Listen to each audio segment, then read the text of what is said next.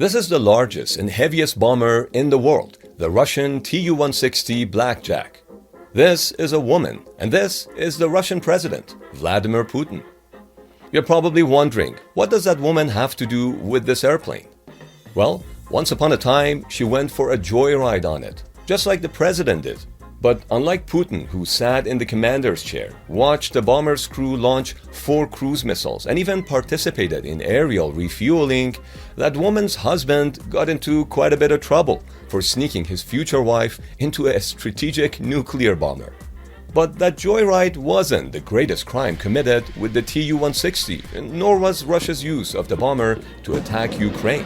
In fact, the greatest crime of all involving the TU-160 was committed by none other than Ukraine itself.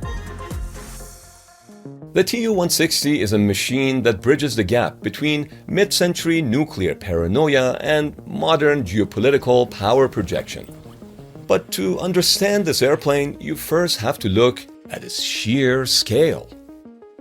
It holds the undisputed title of the heaviest combat aircraft ever flown, boasting a maximum takeoff weight of approximately 275 tons or 606,000 pounds.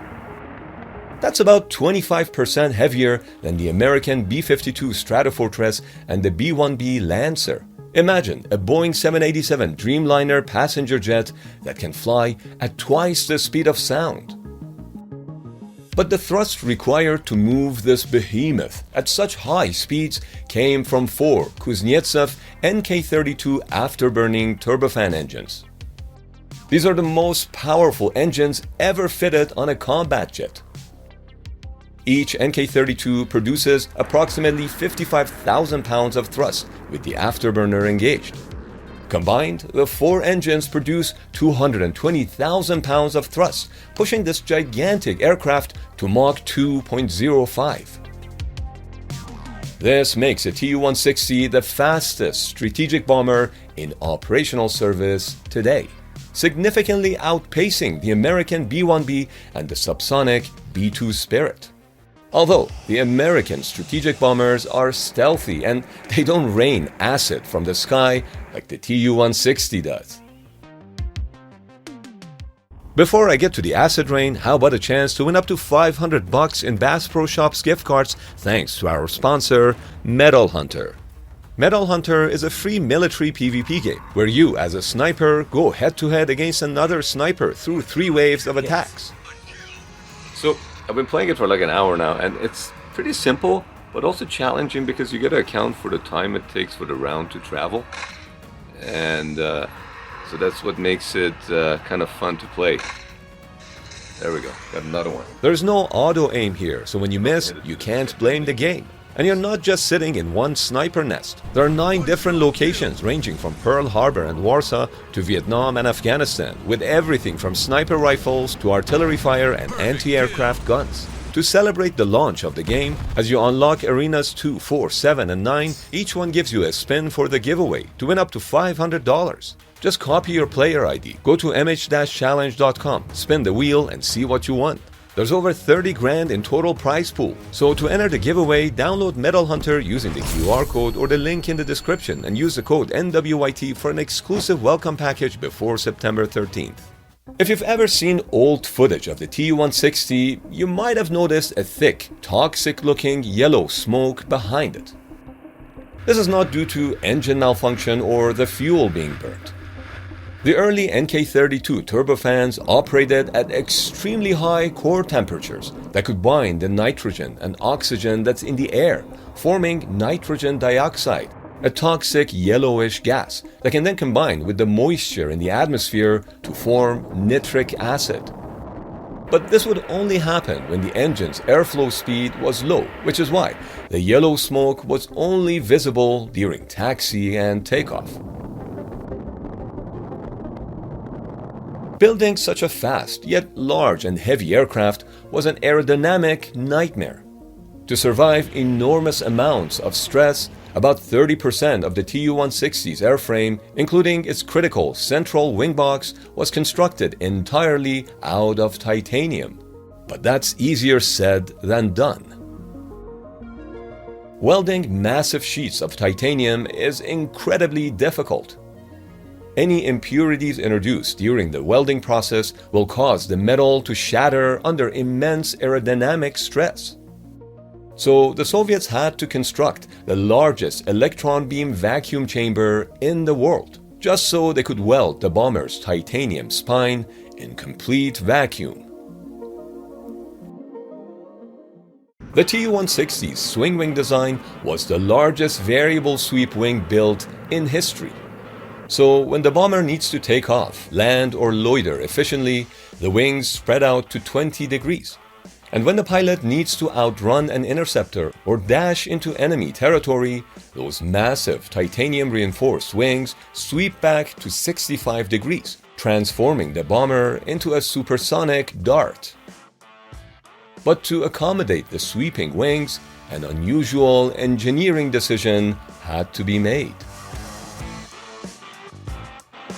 As the wings sweep back, the innermost section of the double-slotted flaps would interfere with the aircraft's center section. So instead of simply disappearing beneath the fuselage, this section rotates upward. At maximum wing sweep, it stands almost vertically, becoming a large aerodynamic fence at the wing root. By the way, the reason the aircraft is nicknamed White Swan is because of its all-white paint scheme, which is not just for looks. That's anti-flash coating, so in case of a nuclear detonation, the blinding thermal radiation is reflected to prevent the aircraft skin from melting. Speaking of melting, grilled cheese sandwich, anyone? The TU-160 has a small kitchen area with a cupboard, a tea kettle, and an oven to warm up food.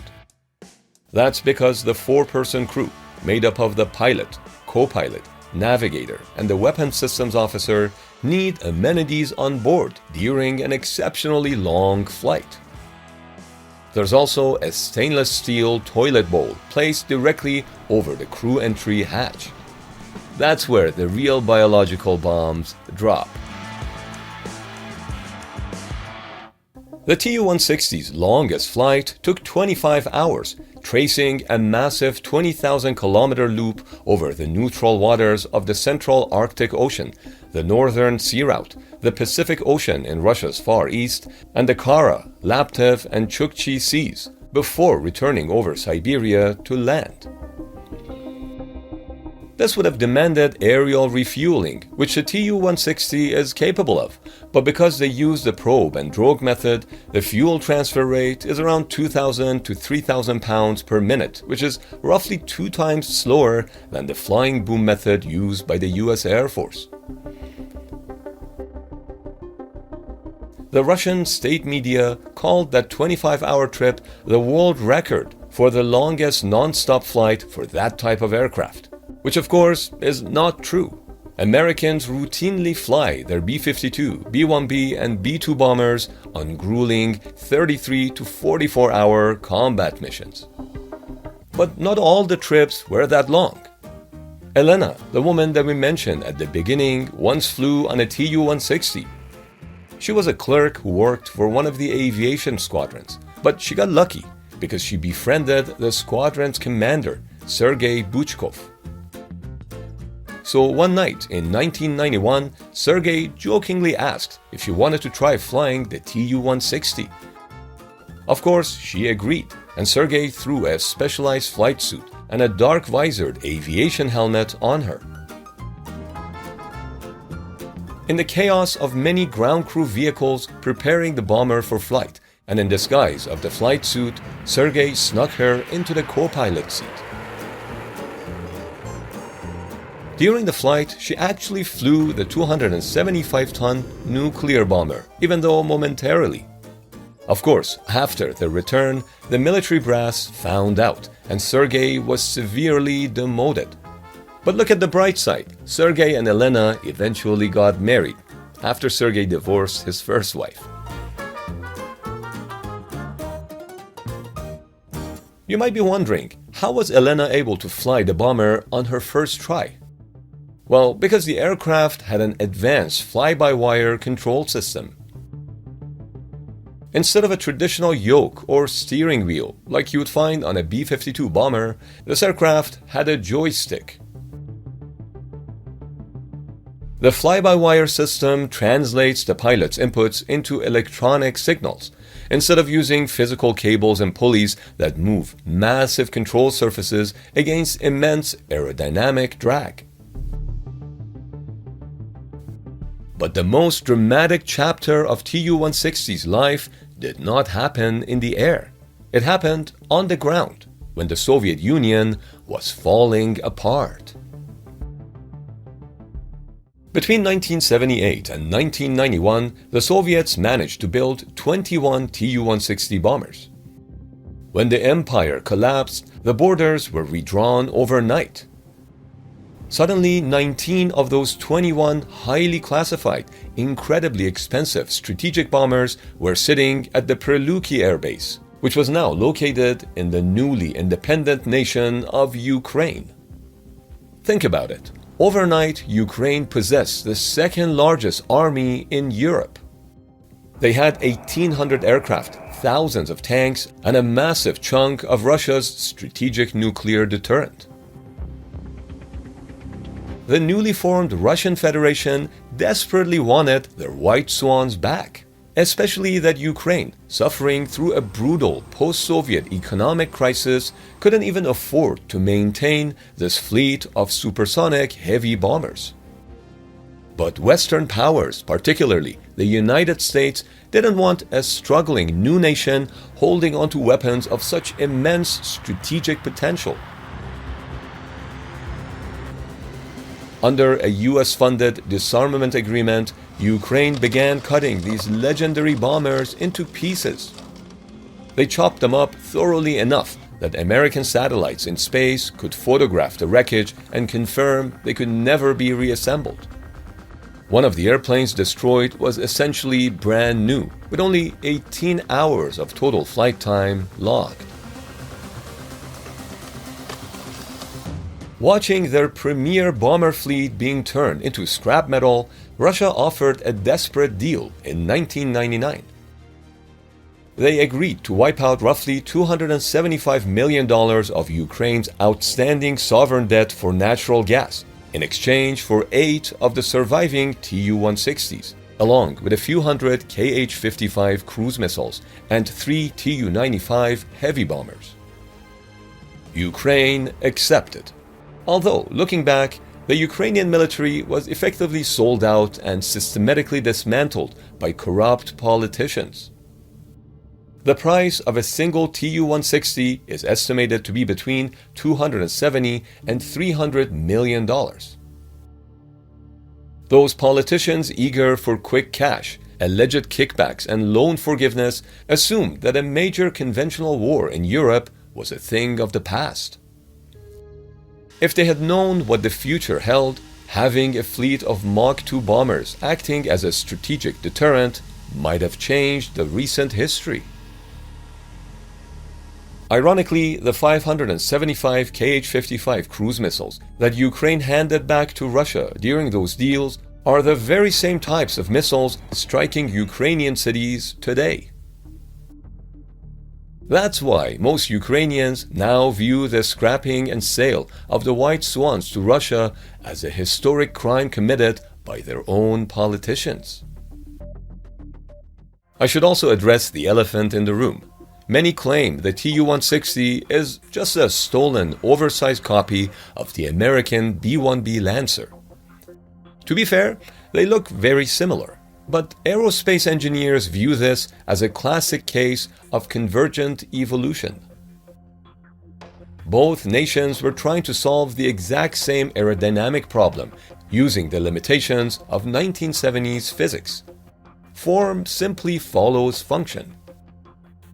But the two aircrafts' mission profiles couldn't be more different. The American B-1B was heavily redesigned to act as a low-altitude penetrator, sneaking under enemy radar through valleys. This was a compromise that limited its top speed to Mach 1.25. On the other hand, the Soviet Tu-160 was designed to fly high, sprint to Mach 2.05, and launch long-range nuclear-armed standoff cruise missiles from thousands of miles away before returning home.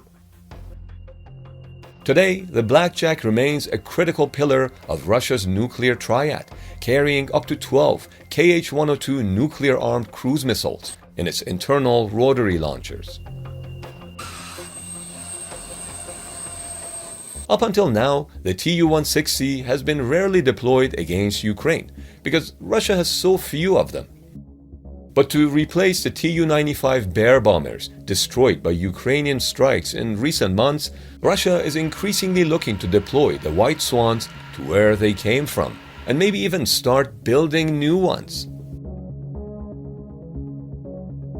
After witnessing the bomber's capabilities firsthand during a 5-hour joyride, President Putin ordered the resurrection of the Tu-160 program. That's why they rebuilt the massive vacuum chambers for welding titanium. Russia has officially resumed serial production of this Cold War aircraft in the 21st century. Now, that's nostalgic, but with one notable enhancement. The new NK-3202 engines are 10% more efficient than the old engines, adding over 1,000 kilometers to the bomber's already long combat range. Only in Mother Russia, nostalgia comes with afterburners. Got time for another one? I highly recommend watching this video, or you could choose this one that the algorithm picked for you.